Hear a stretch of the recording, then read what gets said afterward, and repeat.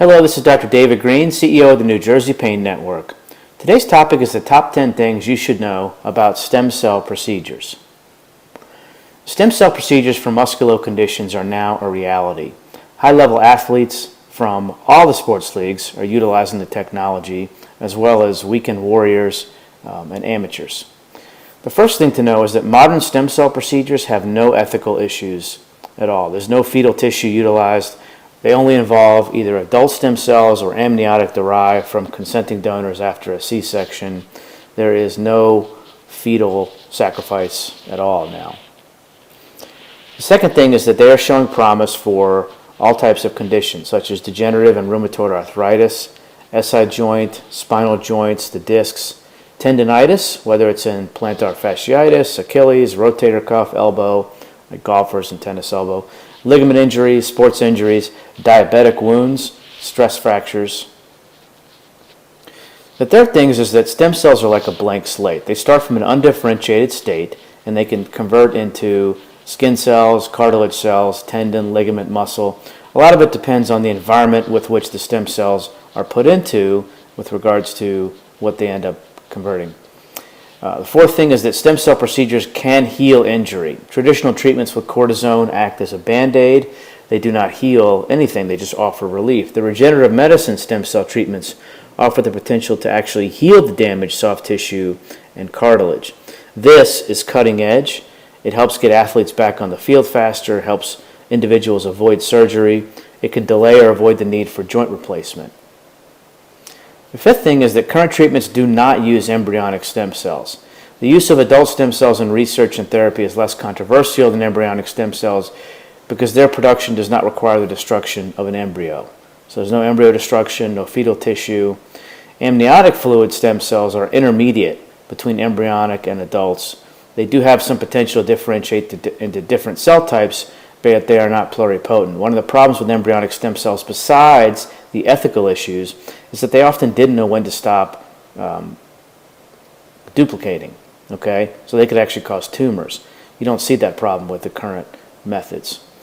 The sixth thing is there are 4 different types of regenerative medicine procedures. There's bone marrow derived stem cells, fat derived, also called adipose, amniotic derived, which is the newest technology, and then PRP therapy, which doesn't involve stem cells in and of itself, but it actually helps the body pull in its own stem cells at the site of injury. Number 7 is amniotic-derived stem cells have several amazing qualities. They're obtained from consenting donors after a scheduled C-section. They're processed at an FDA-regulated lab. They do contain impressive qualities, including a high concentration of stem cells, hyaluronic acid, which we have in our joints anyway, growth factors and proteins, along with antimicrobial properties. There have been tens and tens of thousands worldwide used without adverse events. Small studies to date are showing excellent results with stem cell therapy for knee arthritis, elbow epicondylitis, like golfers and tennis elbow, degenerative disc disease, plantar fasciitis, ligament injuries, rotator cuff injuries, Achilles tendonitis and tears, just to name a few. Number 9 is that it is not yet covered by insurance. Despite the exceptional results being reported, it usually takes insurance companies several years to cover new technology.